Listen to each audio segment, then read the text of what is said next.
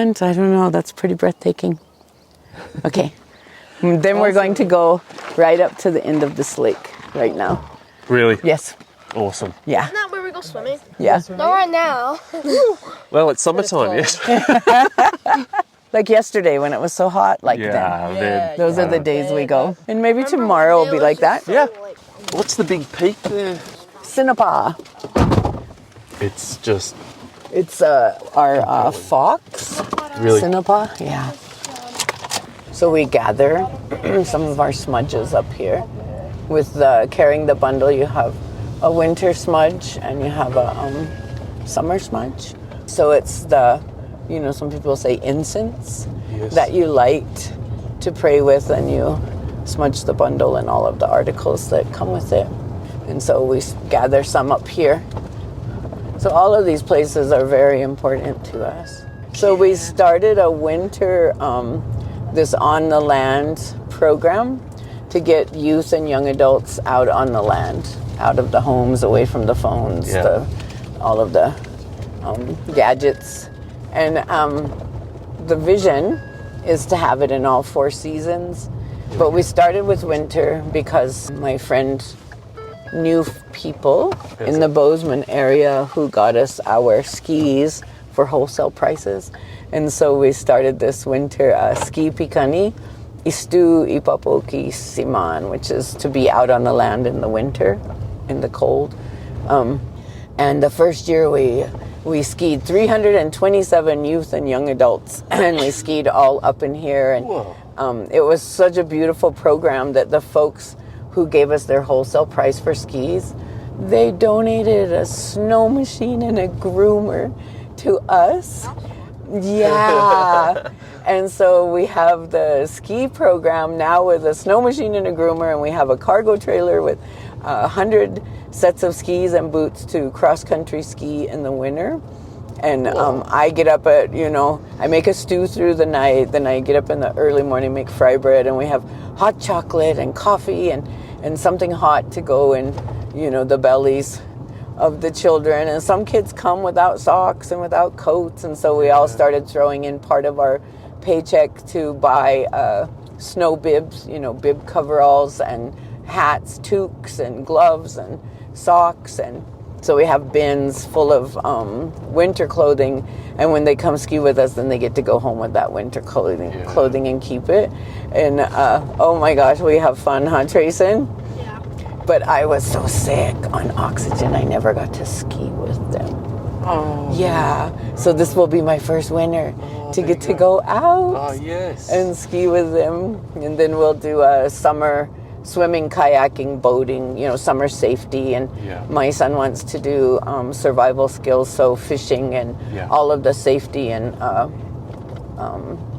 ability to care for oneself, in each season. So we'll augment our program not only with, we do traditional winter games, so that the games aren't lost as well.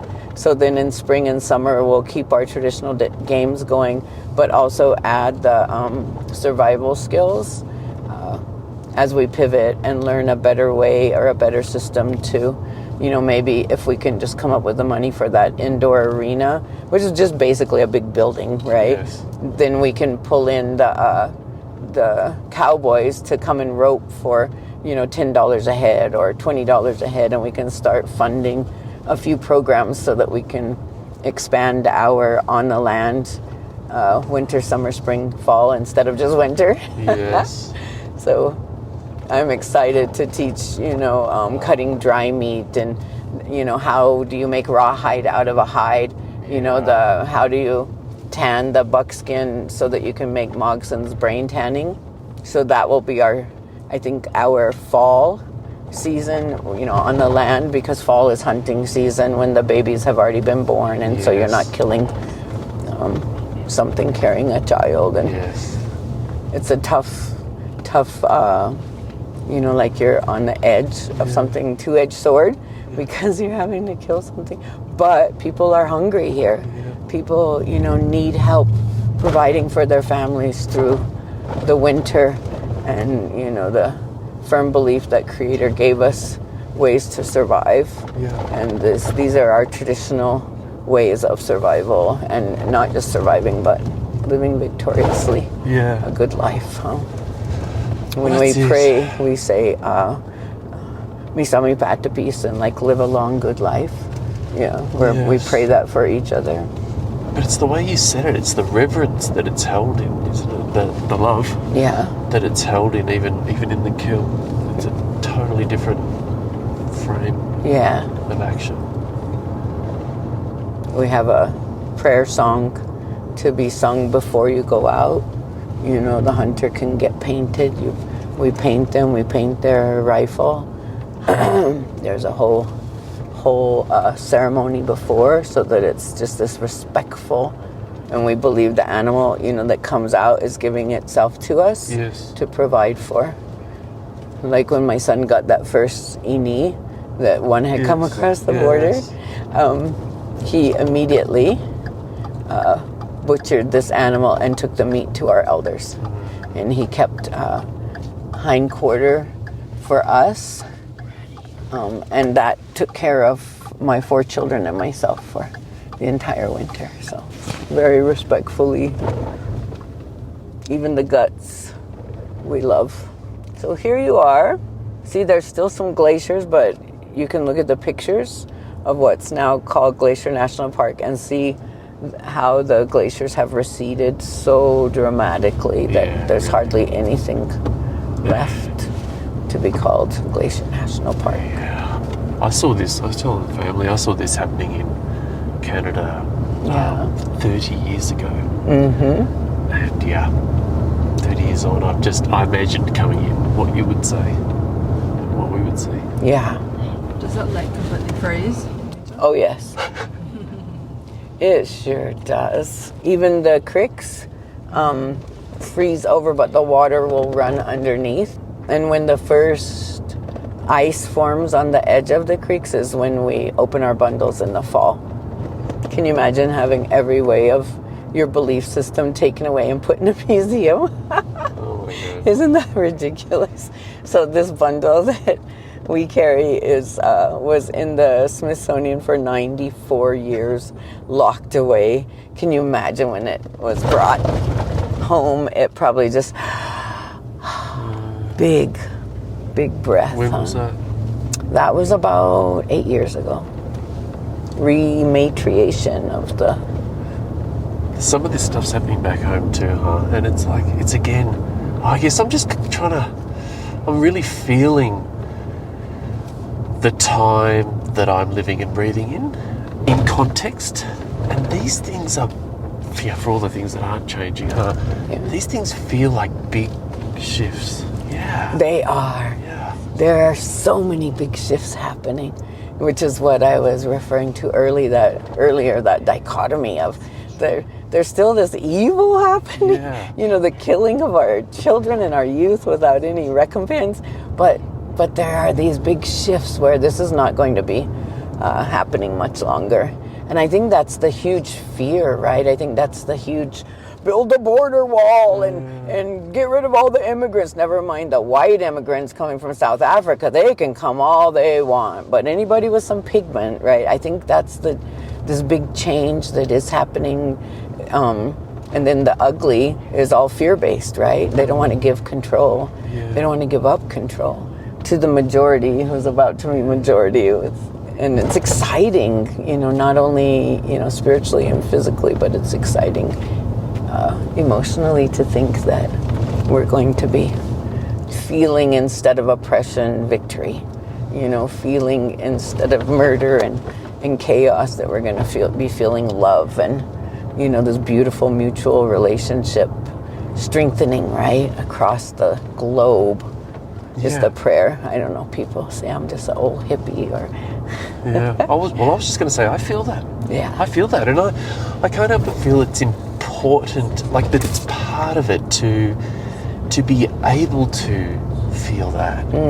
Like to turn the light on. Yeah, thank you. Turn the light on. I love it. Let it shine. Yeah. We may come across a grizz. It's kind of a nice time of day. I've been waiting for a grizz. I've been calling him. In the evening is a good time we can come up after we get through. What is today? Thursday? Thursday. Yeah.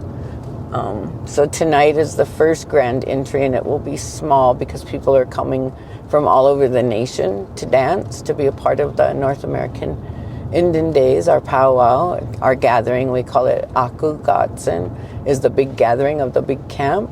And this is a little bit different other than like the Horn Camp coming together, all the societies coming together. This is more regalia based and celebration of our culture in a more, instead of the holy ceremony, more of a celebratory way with the powwow dancing. Yes. Of our double bustles and our beautiful jingle dresses. And so people come from all over and they compete. So these dances are age graded and by the different style, and then it's a competition. And so by Sunday, the championships will be,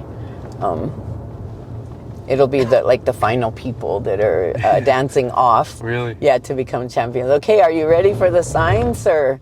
Young Yeah, master. yeah, Here we go. I'll pull over, okay?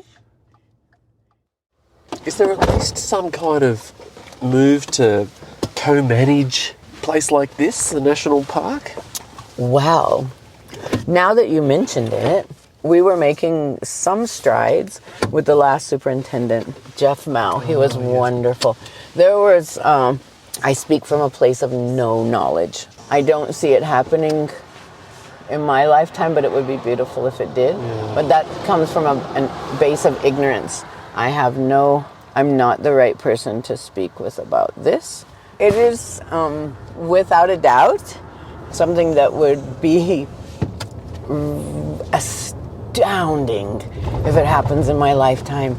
But I see our leadership changing into more, like our minds are being broadened all the time beyond the boxes of where we have been stuffed into, to be able to think more broadly. And I see our leadership doing that in such a way that is so hopeful and vibrant, and it would be lovely if we were to the point of co-management or to the point of taking our land back. This 99-year lease for $1 that was, our people didn't even speak English when the initial lease of all this land happened, and the X's in agreement were all made by the same hand. You could see the X's were there. It wasn't on other documents. There were X's, that you could see were different X's. But for this particular lease of 99 years for $1, the X's are all the same. So I think look at the sun as oh my God. Isn't that yes, gorgeous? It's unbelievable. Look at that. That's so beautiful. So I would love to see it back in control of our people and keep it just as pristine and beautiful as it is now. Yeah. But we've also had people who have challenged because supposedly the treaty for this land or the agreement on the lease is that we could still hunt and gather wood and berries, traditional gathering, our roots, our medicines. And so I come up and pick every year. I want people to challenge that. And I've never, the ranger will come by and say, oh, okay, just very nicely. But then when I come to pick or do anything, then other people who are not Blackfeet start picking, and it's like, no, this is a traditional treaty right that we have as Piikani.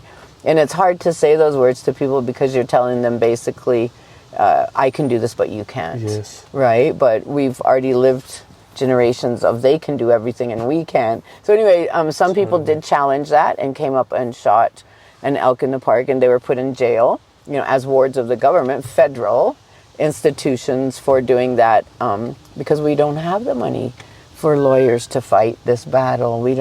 I think they spent about 90 days and they were finally let go because it was illegal for them to arrest them. But nobody really challenges it because we do want this to remain intact, intact ecosystem, pristine and beautiful like it is. But there should be co-management without a doubt, and there should be co-profit. If you look at the sign up here and you see how much each vehicle is paying, there goes the money to the hands. How much are they paying to come into every one of these locations at times 4 million?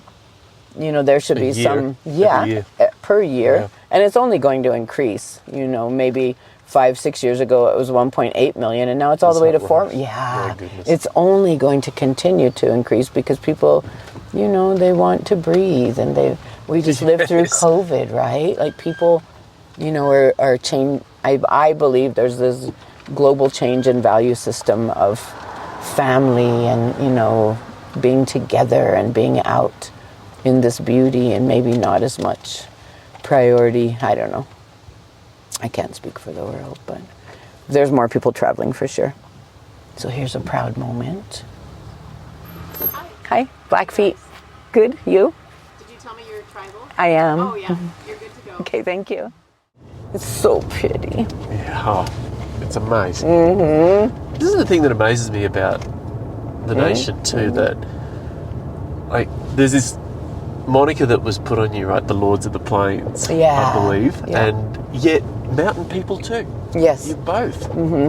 Absolutely, right? So the moniker needs to be changed.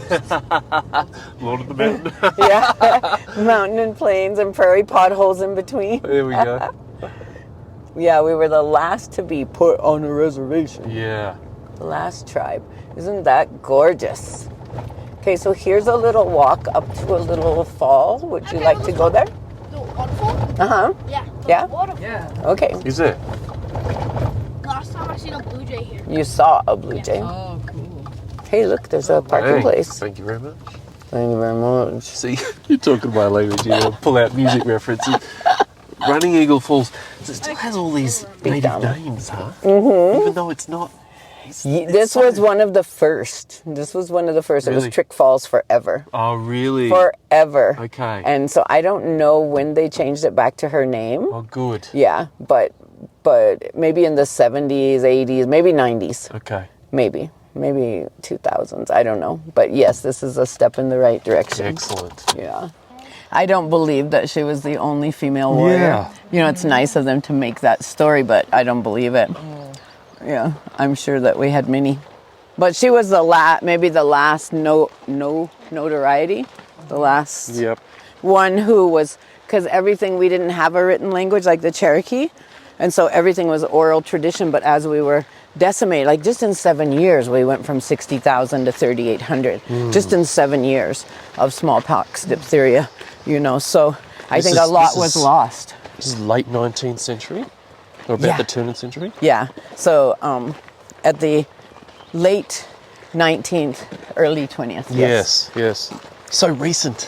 The end of the 1800s. Yeah, my grandma was alive. She was born in 1886, right? Oh, yeah. Right? So it wasn't that long ago. People want to say, "Oh, pull yourselves up by your bootstraps." Yeah, We I didn't know. do this to you. Well, it was a series of events that came together that culminated in what we live today, which is getting way better and better all the time. So we just have to get past the whole suicide stuff.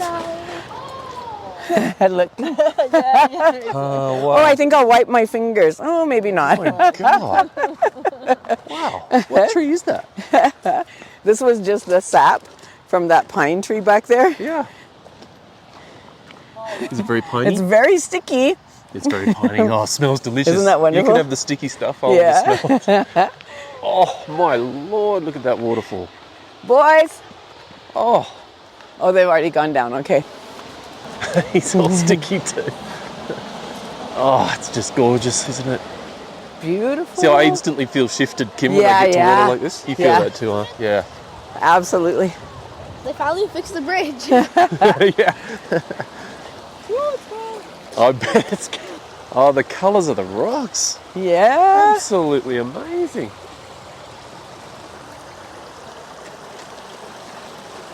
And to think that she came and fasted up here, right, to get her, you know, strength to be able to stand up to, you know, maybe the men in the band, because our tribes were divided into bands as well. This is the Mountain Chief Band. This is the Greenwood Burners. You know, like we had different bands as well.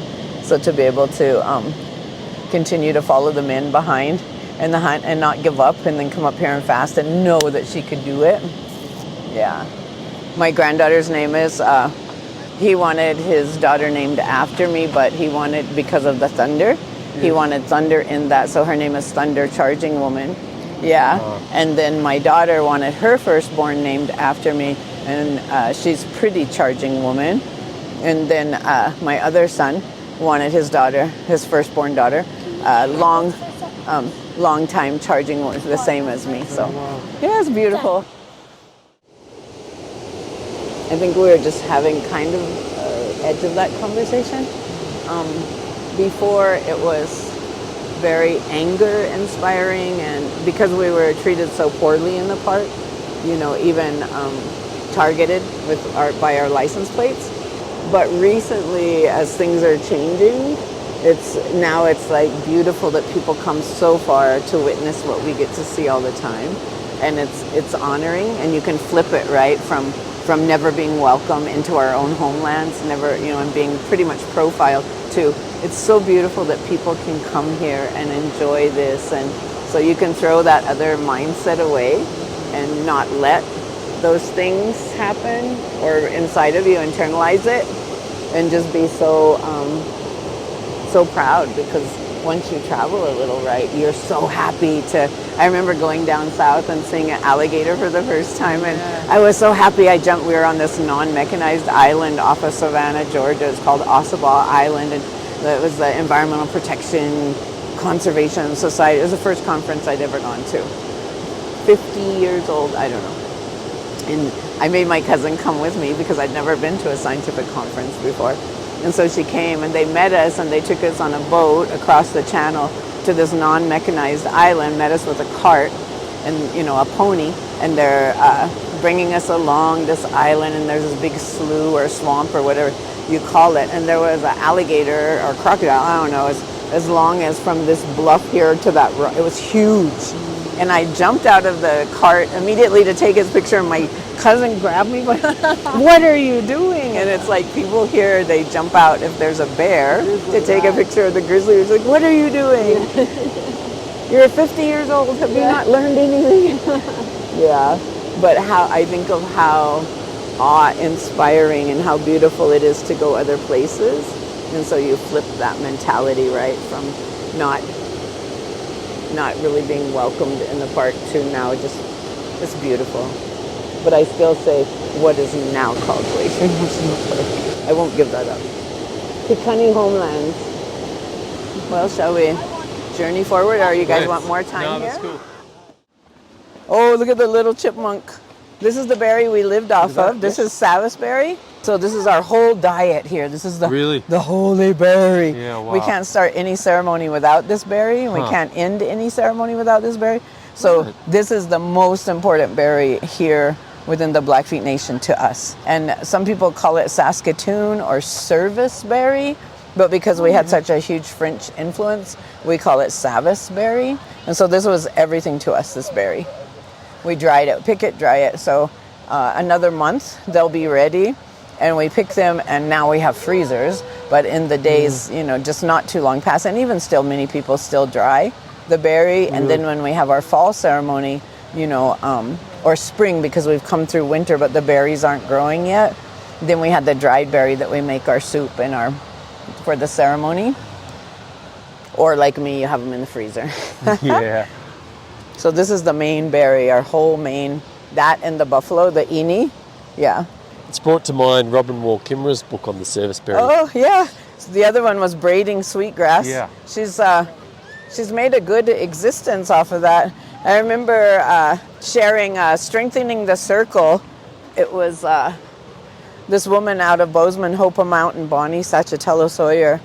She started this Strengthening the Circle, and some people say, she's living off of Indian money, doing all these things but I think she's doing good work, helping people start nonprofits, helping in different ways, showing up, and like this Strengthening the Circle, creating this Strengthening a Circle where tying just different Indigenous women throughout Montana to each other.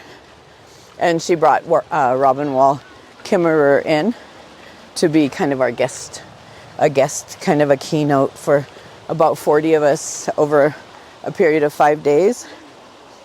So I thought that was pretty beautiful. Yeah, I haven't read I have Braiding Sweetgrass on audio. Yeah. I haven't read it. Well, he Or haven't listened to it coming across west to east in the Oh, first did instance. you? Oh, okay.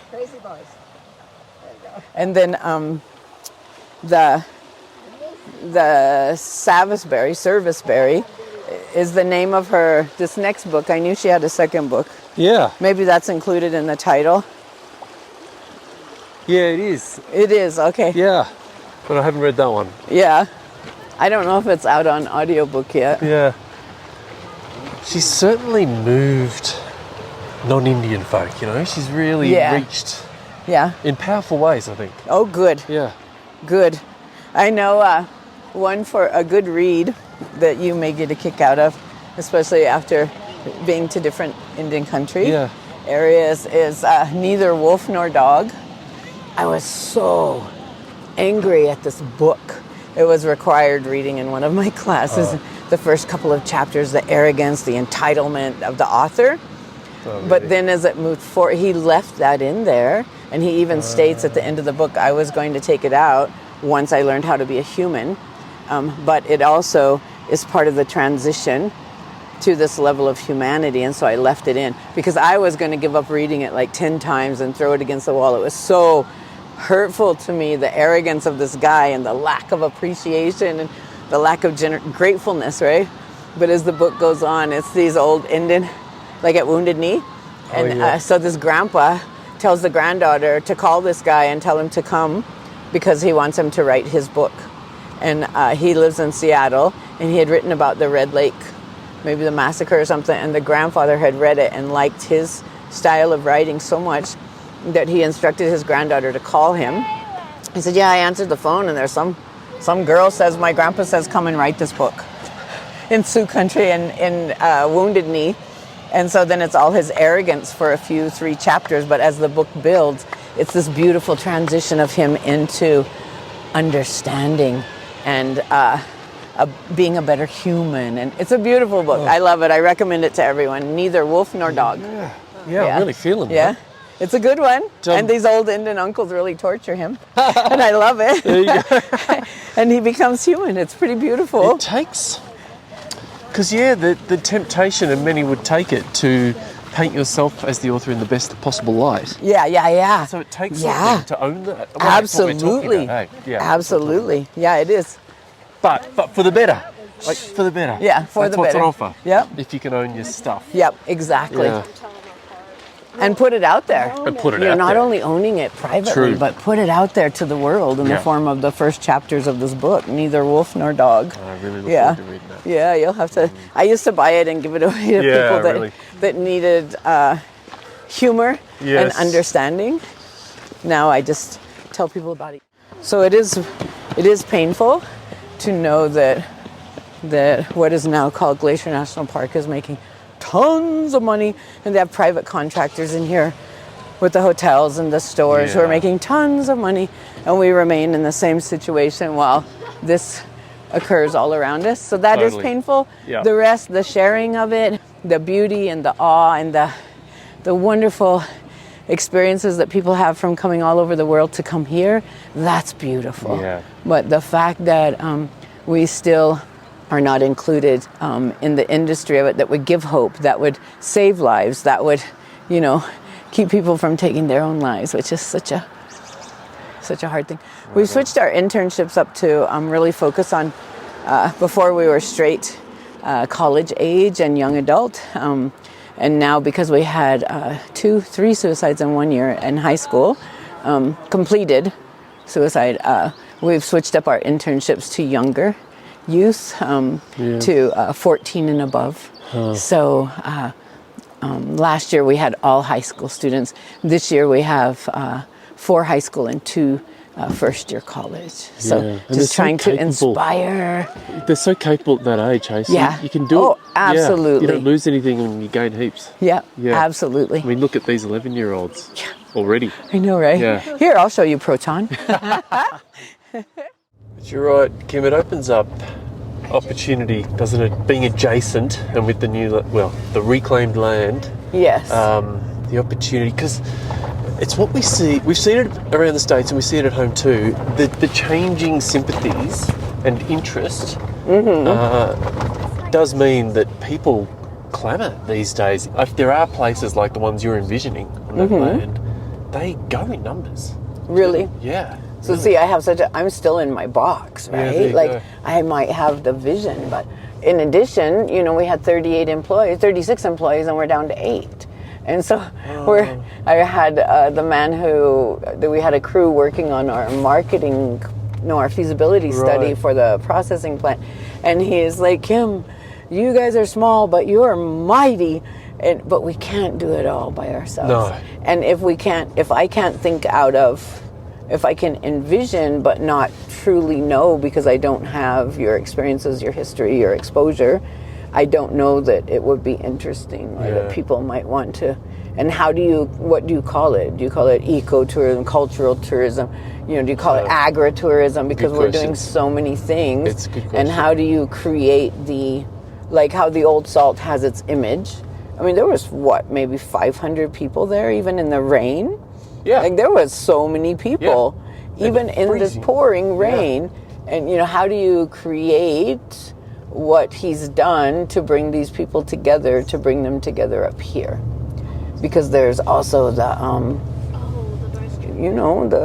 best kept secret swept under the rug kind of policy of interaction with Native people. Our mentality's changing to where people really truly want to come and be a part of this, be a part of the change. Yeah. Like to put the words together that really capture that we're all in this together, and how beautiful our culture is, and how vibrant, how strong, how resilient, and oh, by the way, not only do you get to come see some Indians, but you can see all this, right?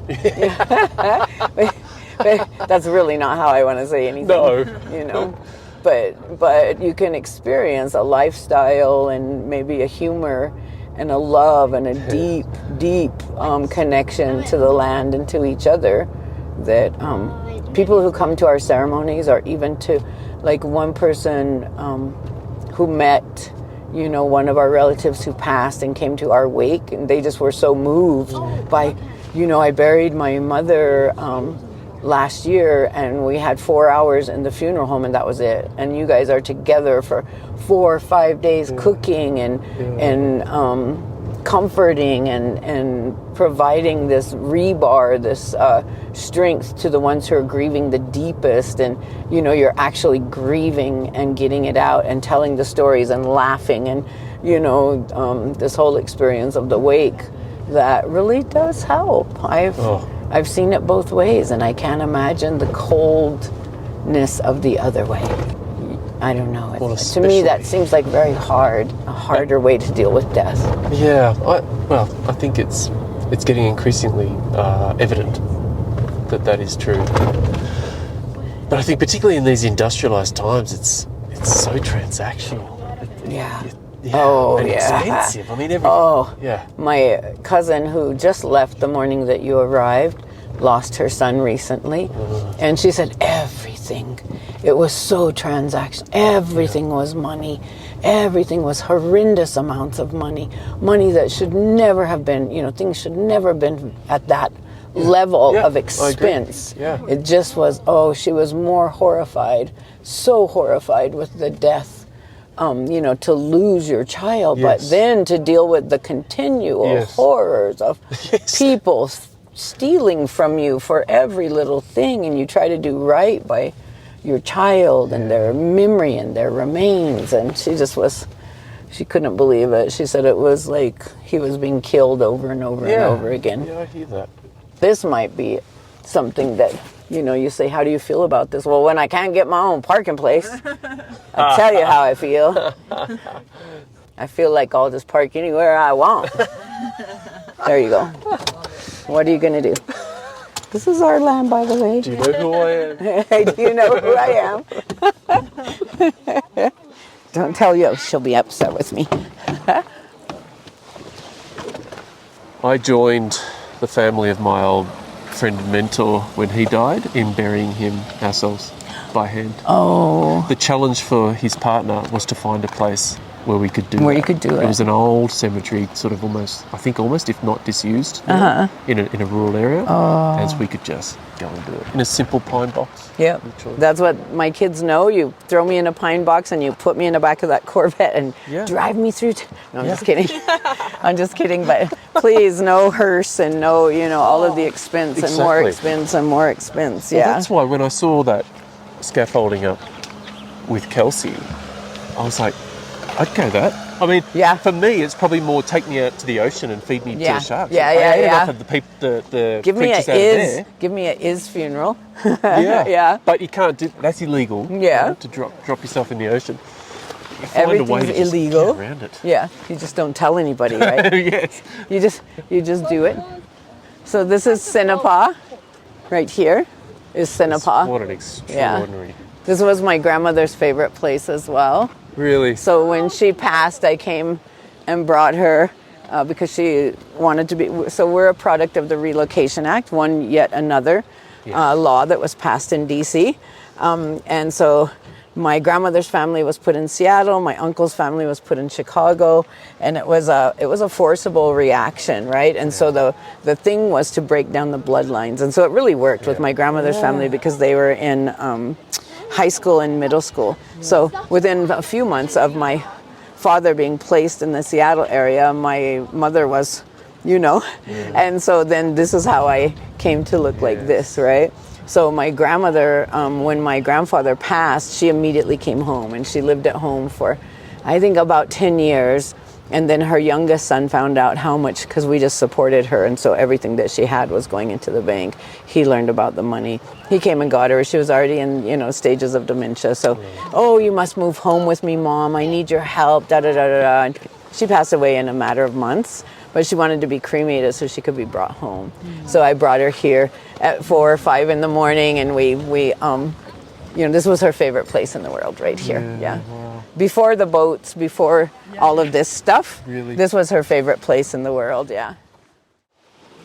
Any of those walls where the red rock where the snow is still, that was a whole glacier. And you can look at, you can Google Glacier National Park, receding glaciers, or then and now. Amazing little forms on the slopes, eh? Yeah. And over there just sitting up. That's those old ones watching over us. Yeah. Come on, goats. Come on, grizzlies. Come on, where are you at now? This is bear grass. See this white one? It only grows for about 2 weeks out of the year and only at certain elevations, and it's gone. Yeah. And so my grandmother, who was in Carlisle all her life, when she came home, and then after we were all born and driving, she would give us her truck, 12, 13 years old, to drive up here and get her bear grass. And we would bring her bundles of bear grass, and it falls apart. It's very delicate, and bring it home to her. And she had her mason jars.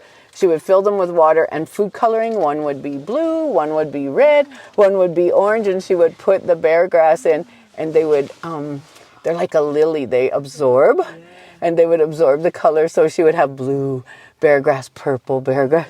It was her thrill for, here's one here. And back then they didn't have nice cars and, to be able to go and pick this. So it was a huge thing for her. But she wouldn't let us pick bear grass on Divide. And I never understood why until I was in my master's program and I had to come up with a research project. And we were always, she would tell us, you don't leave your hair in a brush, you don't clip your fingernails at other people's houses because these are things that people can use against you. Yes. And we'd be like, okay, Grandma, yes, okay, Grandma, all right, Grandma. Well, then when she would send us to get bear grass for her, but you can't pick on Divide. And we would just categorize it in with the you can't leave your hair in a brush or your nails anywhere. But as I got into my master's program, I started trying to figure out, because she was already passed. She passed when my second daughter, or my only daughter, when my daughter was born. She was my third child. That was when my grandmother passed. So it's very recent history, right? Yeah. And I started looking into why couldn't we pick bear grass on Divide? And then, the different stories that people said there was bad things. She told us there's bad things buried up there. Huh. And so then I started looking, so this is all Sabbathberry. I started looking and trying to learn where that history came from. Well, the Atomic Energy Commission in 1961 made a proposal to our tribe to bury not less than 1 million gallons of irradiated wastewater and byproducts from the enrichment of uranium up to plutonium for the bombs that were dropped on Nagasaki and Hiroshima. So there were 3 separate institutions across the nation: Hanford, Oak Ridge Laboratories, and then I think it was Love Canal. I don't know. There were 3 places anyway where they enriched the uranium because they didn't want the particular scientists to be responsible for the death of hundreds of thousands. So they split it up, this enrichment process, and learned how fission and versus fusion, etc. Well, then they had all these crazy amounts of very dangerous isotope embedded, wastewater and product, etc. And they didn't even know themselves the danger of gamma radiation because their scientists even died of leukemia. So it wasn't. But they did know that it wasn't good. Yeah. And so they sent a proposal, the Atomic Energy Commission. I'm going to go through here just real quickly in case there's a goat. A goat? Mountain goat. They live all over these mountains. If you look for white spots that are moving, you will spot a goat, a mountain goat. They have little black horns. Anyway, so I found this proposal buried deep in a government depository from the Atomic Energy Commission to do this in 1961. And then I went about looking at all the history of council meetings and the minutes of the council meetings. And I found this collection of council meetings of all the tribes across Montana that this Catholic sister, nun, who had come from back east, she came to Great Falls, and she saw that the people were still living in lodges along the river. Well, while she was there ministering to the people and to Native people, the people of the city burnt them out.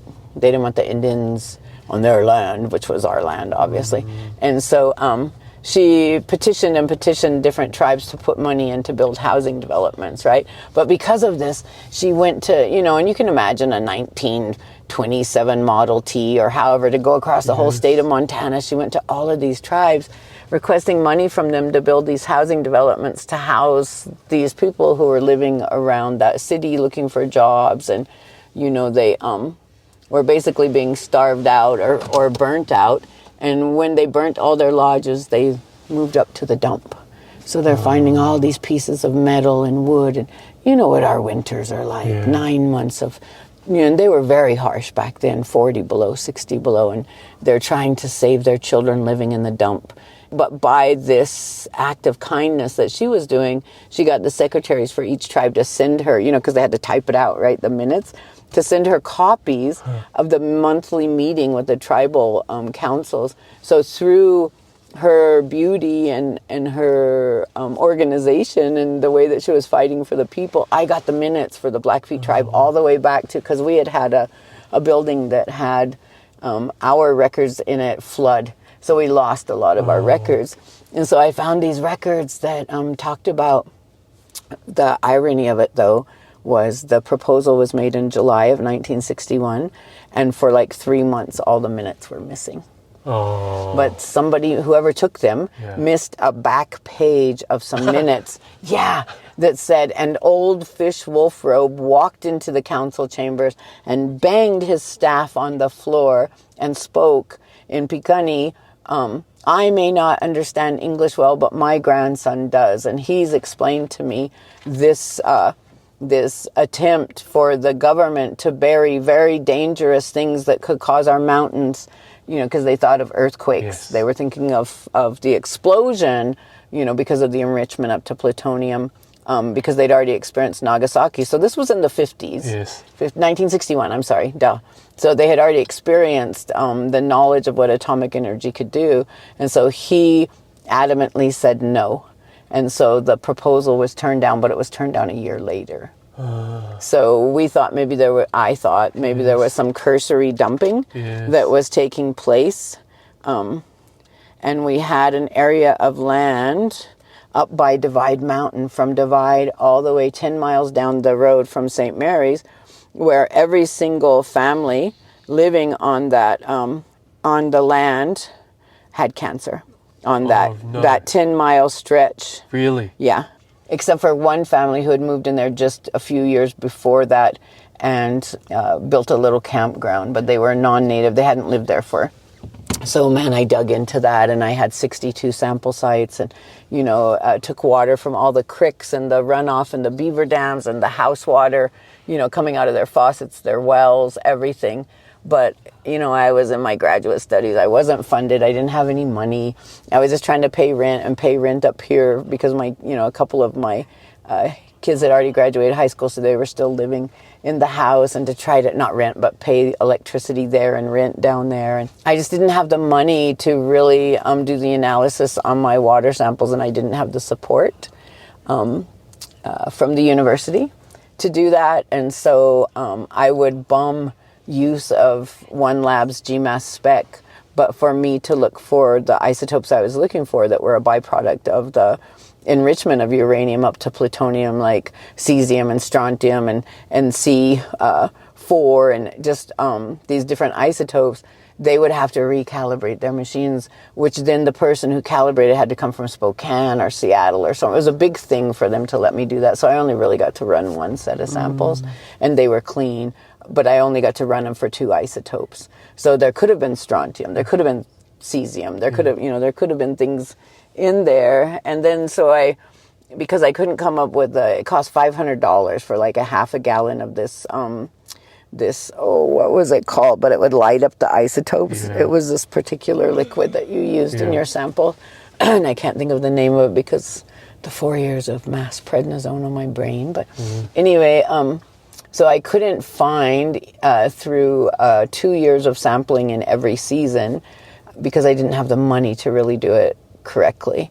So I went about it a different way, and I hit the EPA with FOIA requests, and I was trying to force them into designating a cancer cluster, but they would not do it, and it was so hard to get medical records, et cetera, and they would not do it because when, just one more loophole, right? If they're going to designate an area a cancer cluster, all the primary cancer has to be the same.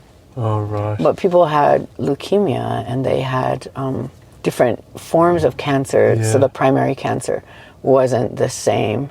Non-Hodgkin's lymphoma was a big one that people had. Yeah, but because there was non-Hodgkin's and leukemia, then boom, they wouldn't designate it. It's pretty funny how it's classic reductionism, isn't it? Yeah. It's like there's a clear pattern and a devastating one. Right. It's like, no, it doesn't quite tick. Right, losing 2 or 3 members of your family to no. Yeah. And so, there were, then I had to do the classic, studies of other dumping sites like Fallon, Nevada, and, trying to... We were just talking about this the other day because Australia was contemplating taking nuclear waste from, I think it was here, wasn't it, Poppy? I thought so. Yeah. Taking it from here. Oh. And, of course, where would they propose to put it? Right. Aboriginal communities. Oh, of course. Not in my backyard. No. You should see the document. You should see the language of this document. It is your patriotic duty. Because Native Americans serve at such a higher percentage in the military service than any other ethnicity in America, and it continues to this day, even with the treatment. Because this was our land. This is our land. We're proud, and we're proud to defend it. Anyway. In these faux wars that aren't even real wars anymore over rubber or oil but anyway, certainly that was the language they used, it was our patriotic duty. And because at Hanford it was costing them 35 cents a gallon to store it, they would give us 22 cents or 23. They would give us this amount, which was nowhere near the amount. I don't know how to get out of here, if it's one way or... Obviously, I don't come in the park much. Yeah, it might be one way, huh? I might be going the wrong way. Yeah, probably. So your podcasts are... What is the name? Is it like your... Regeneration? With a twist come on the on. Stories of things that work. Mine's all been so negative. Let's talk about the good stuff. Yeah. No, we've been talking about good stuff. Don't worry about that. there's been some gold. It's like, oh yeah, this is why you record. Okay. Like, so we'll have a lot of just, conversations like that, but then bits in between is like, oh, that was amazing. And you're the wizard that puts it all together to make a program and gets rid of all the not good stuff. the task. So it's not Man show. right on. I can't wait to explore. Thanks, Kim. Thanks for being interested. Yeah, definitely. And there's also all those episodes you did recently for the Osage. Yeah, it came up before when Kim, I don't know if you heard Kim was saying we're leaving that language of reservation behind to a nation, and that's what the chief said down there. Yeah. What was his name? Standing Bear, Jeffrey Standing Bear. Yeah, really interesting guy. Doing some great stuff too. Nice, I'll have to look him up. Some similar stuff too, from similar sort of themes and what would you say, like sensing the moment through COVID, and managed to nail a bunch of funding and got a greenhouse up, which is big, yay. right? Big greenhouse Oh, in Oklahoma. They're growing pineapples in Oklahoma. oh, It's come one of the stories. on, beautiful. And They have the heat. they got the heat, and they had the pineapples, would you believe, from Leonardo DiCaprio when they were filming Killers of the Flower Moon. He wanted pineapples from California en masse. And so one of the dudes there said, I think we can use this. Took all the heads, and Oh, yeah. they're growing pineapples in Oklahoma. Oh, nice. But yeah, big greenhouse, multi-species processing facility, mobile harvesting facility. Yes. All these sorts of things.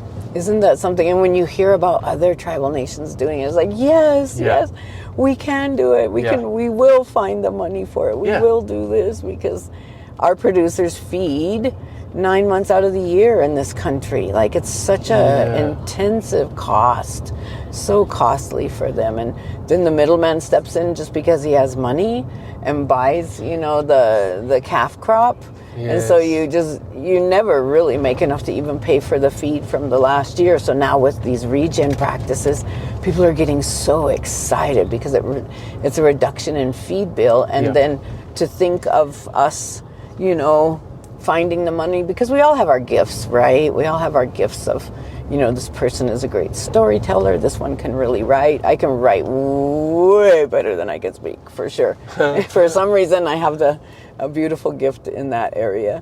And so for us to want to support their ability to maybe keep their ranch alive, keep it going after how many generations, and whether it's 40 head or 400 or 4,000, we're here to help.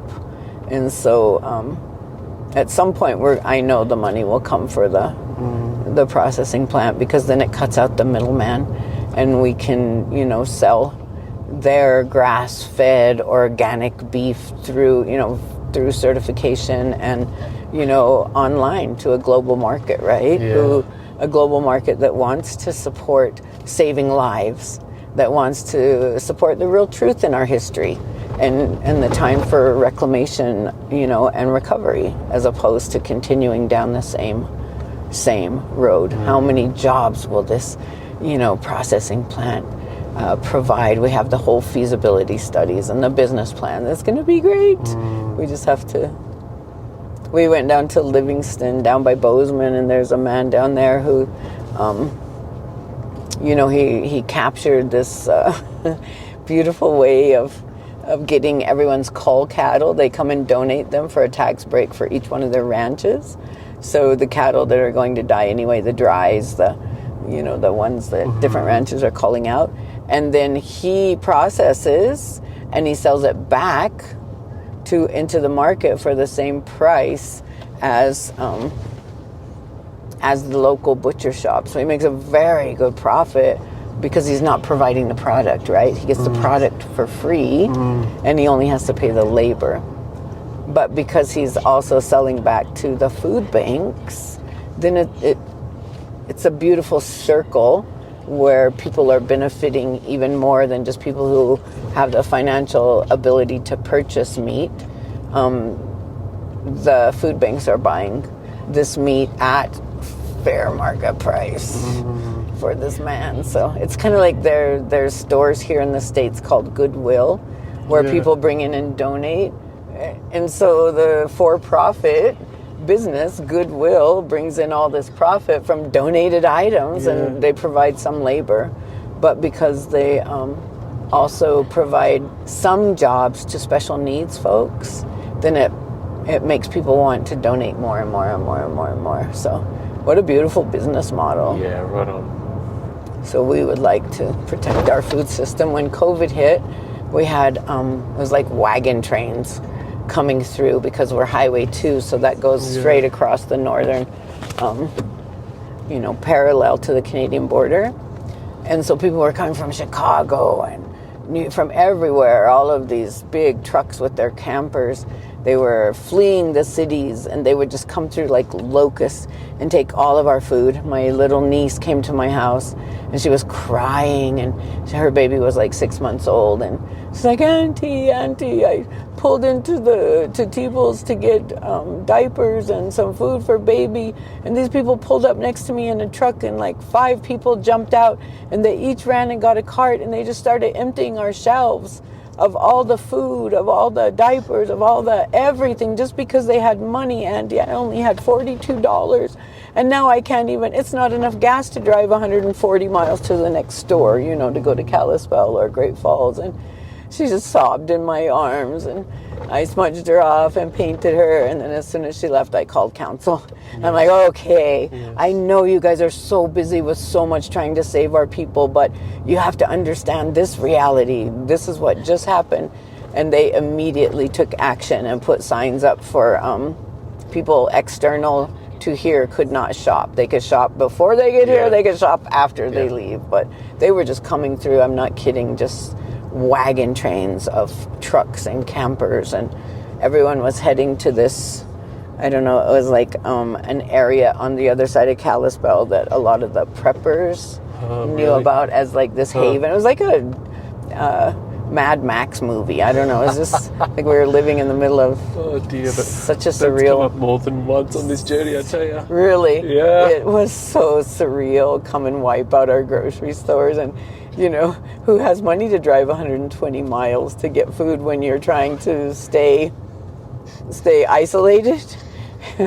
Totally. You might have enough money to get there to buy food, but you don't have the money to buy food anymore because you just spend it on fuel to get there. Yeah, so our leadership was so wonderful. Yeah. So we would bring people up here and ski for our ski Piikani.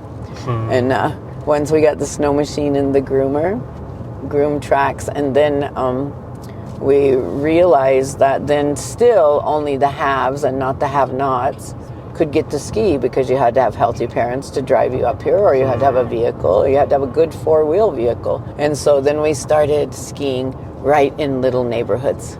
Really? Awesome. Grooming, just going and grooming a little track and skiing right next to the small neighborhood, so kids could just come. Yeah. They didn't have to have oversight, and they could also run home, for the bathroom.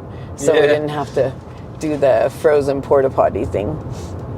So that worked out really well. Yeah, that's cool. Parents knew where they were, and so we determined next year's ski season will be in each of the little surrounding communities. Yeah, across the nation. We have Heart Butte, Birch Creek, Badger Creek, Two Medicine, East Glacier, Star School, Fisher Flat, Seville, St. Mary Bab, and I'm missing someone.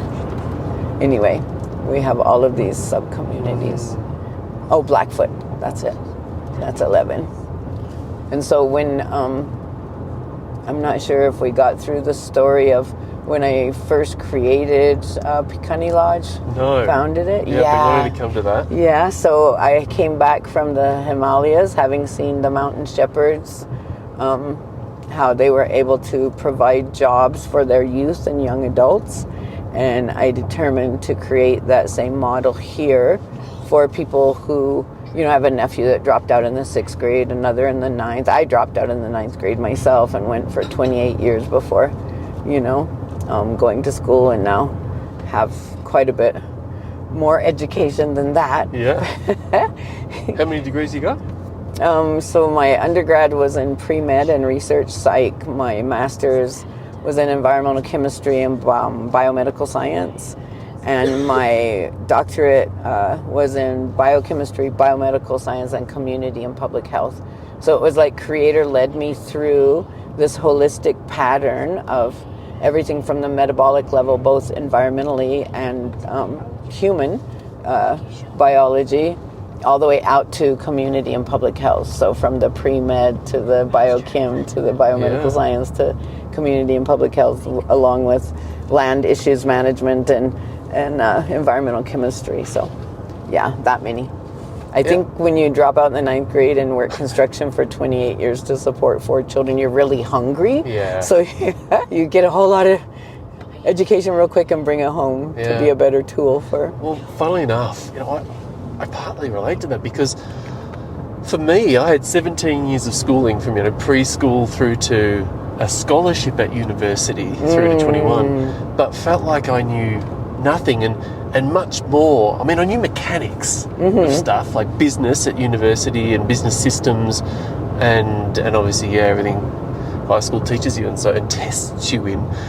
But much less did I learn stuff I was passionate about. Right. So when it took a while because I was depressed, use that word that you guys don't have in your language, when I was really, things were dark for me out of that era because nothing was turning the light on. Right.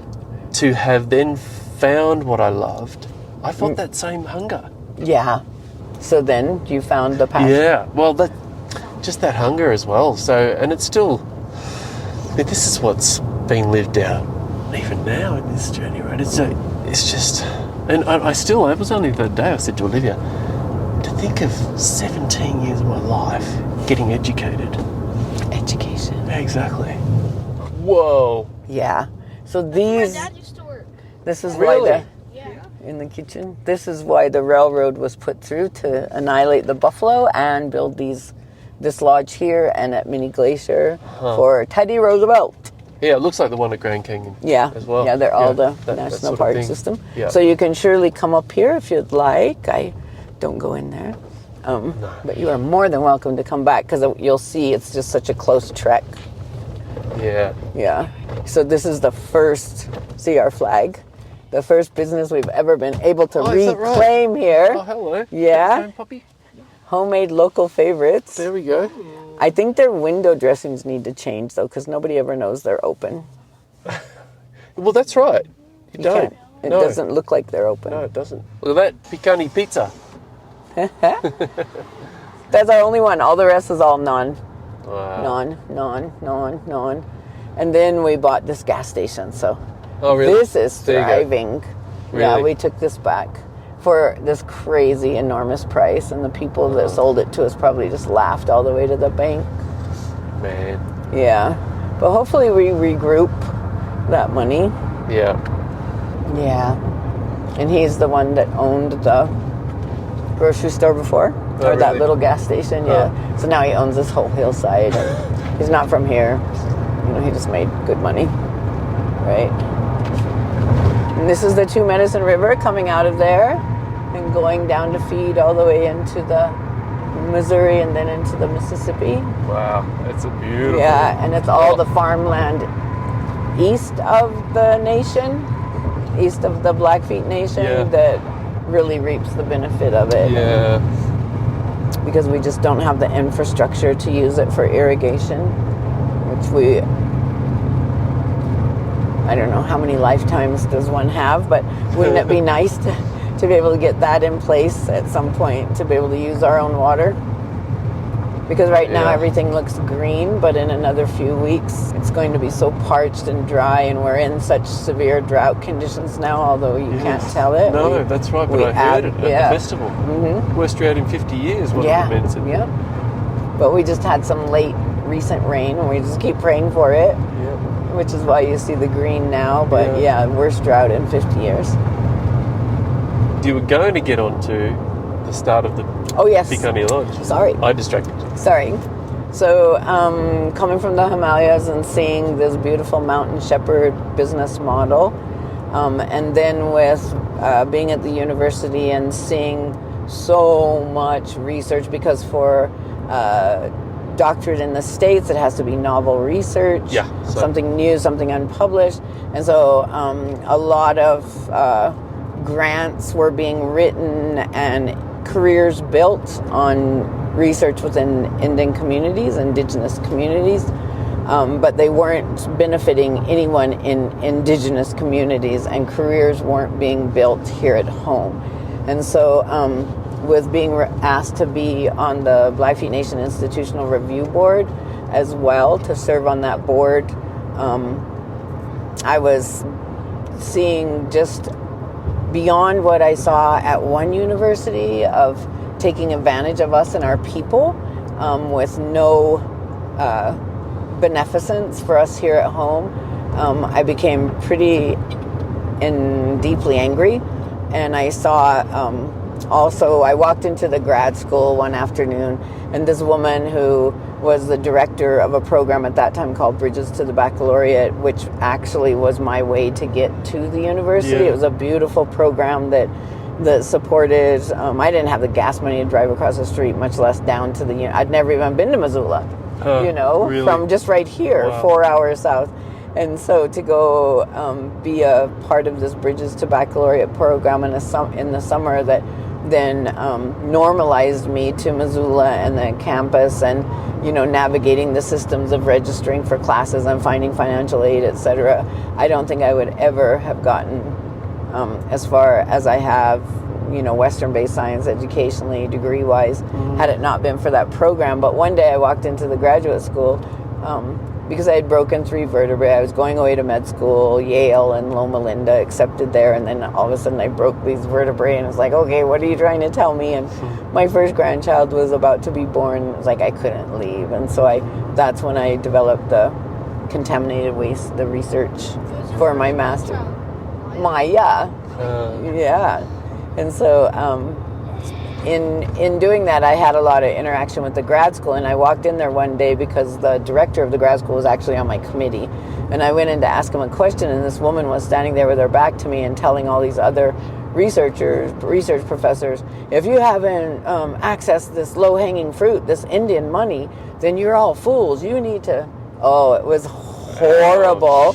And Sandy, the director of the grad school at the time, looked up at me. He's like, Kim, he was so embarrassed, so deeply embarrassed. And for this woman who happened to be the director of the Bridges to the Baccalaureate program, is that right? Who I immediately got a job with so that I could change what was going on within her brain. Cool. And unfortunately, she was new to that program, and she basically took care of herself and her accountants and changed the program up instead of where it really benefited the students and bringing students to the university system. I ran into her at the grocery store one day, and I was like the whatever. She just had me on as kind of a token. But, I did the work. I obviously came out to the different tribal nations and recruited the students for the summer and, promised the parents that they would be safe with us.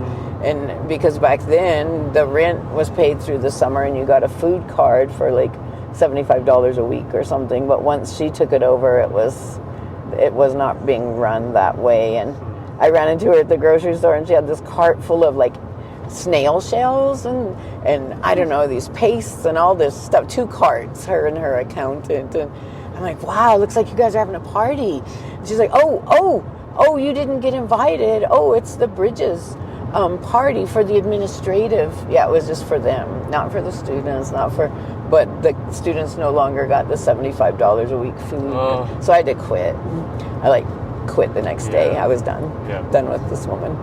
And so anyway, I had these experiences, and when I was close to graduating with my doctorate, I think I completed my credits, completed my dissertation. I just hadn't defended. My cousin asked me to come home and help him write the ARMP, and then I had a side job writing the climate change adaptation plan with a few other authors. And I really didn't know exactly what I was going to do, but I attended that Strengthening the Circle meeting that I was telling you about, where Robin Wall Kimmerer was the guest speaker. But at that point, the woman who was the director of that program, her and I sat down and we completed the nonprofit, application, and that's how Piikani Lodge was born. And it was really based on creating jobs, employing these especially young men who are hard hit with suicide here. They were just left behind 100 years ago, where women have to be aggressive and get educations to support their children. Men were hunters for 20,000 years.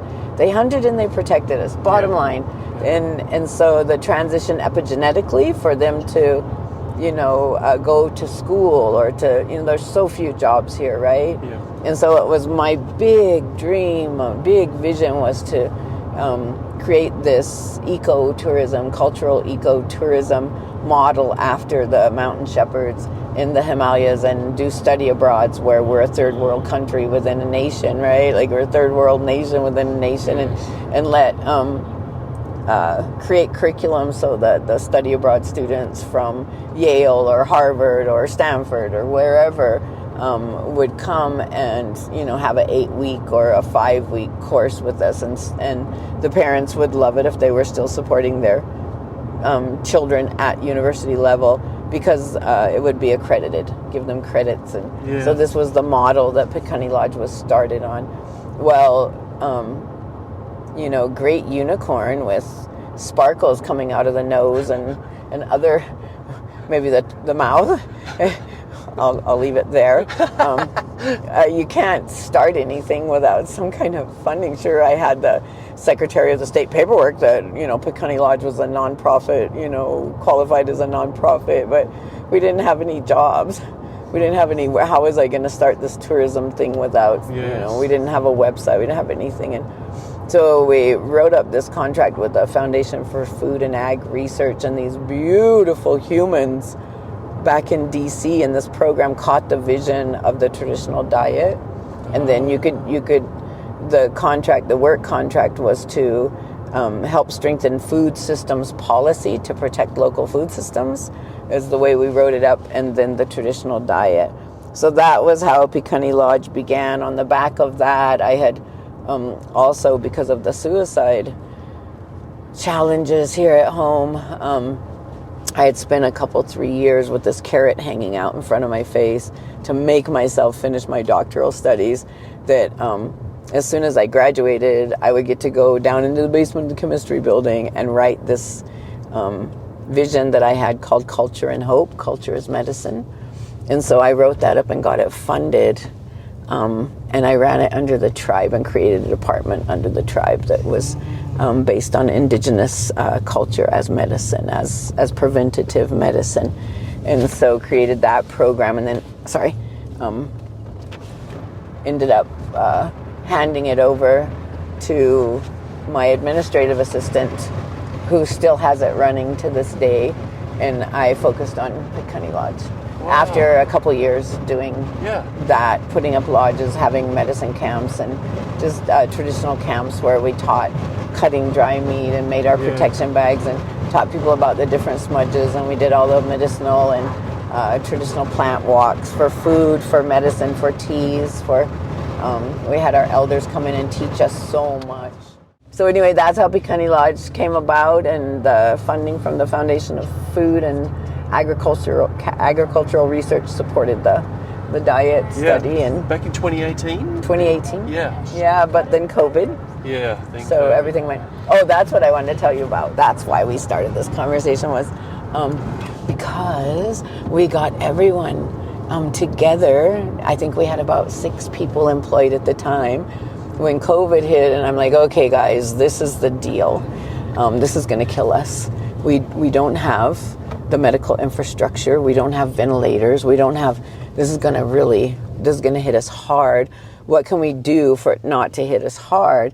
And I said, what if we start making up hot meals and food boxes and take it out to the 11 outlying communities, especially to our elders and our immunosuppressed, immunocompromised people, so that they do not have to come into town to these 2 little grocery stores where you could contract very readily a disease that you have no acquired immunity to, and it could kill you. Yes. And so we put all our work aside. We voted to put our work aside, and then people just joined us and volunteered with their cars, and then the leadership and our senior citizens started cooking the meals, and we supplied over 48,000. That's why the refrigerators and I was wondering. the tables, the stainless work.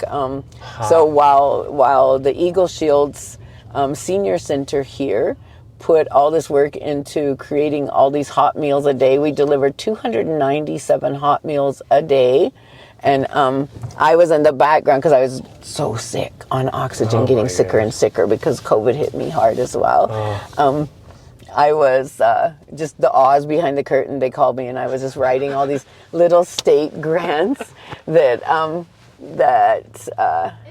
brought in 2,000 or 3,000 or anyway, so that was really the birth of Piikani Lodge, was those 48,000 meals and the 13,800 food boxes, and I was just writing and writing and writing and writing and writing and writing and writing and bringing in 1,000 here and 500 there, and that's how we met this amazing man out of California who he called me one day and he's like, Kim, and I didn't know who he was, and he said, I have to ask you a question.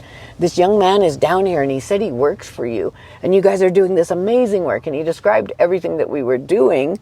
And so this black Ford back here, he described everything that we were doing, but he said this young man, he wanted to donate money to this young man, and I'm like, I'm so sorry to tell you, this young man does not work for us. He has never worked for us, and if you donate to him, it would, I just want you to understand that yes, we are doing this work, but no, this person is not involved. And I'm so sorry because I don't want our people to be thought of in this way. I'm sure this young man has a good heart. I'm sure he's a wonderful human, but no, he doesn't work for us.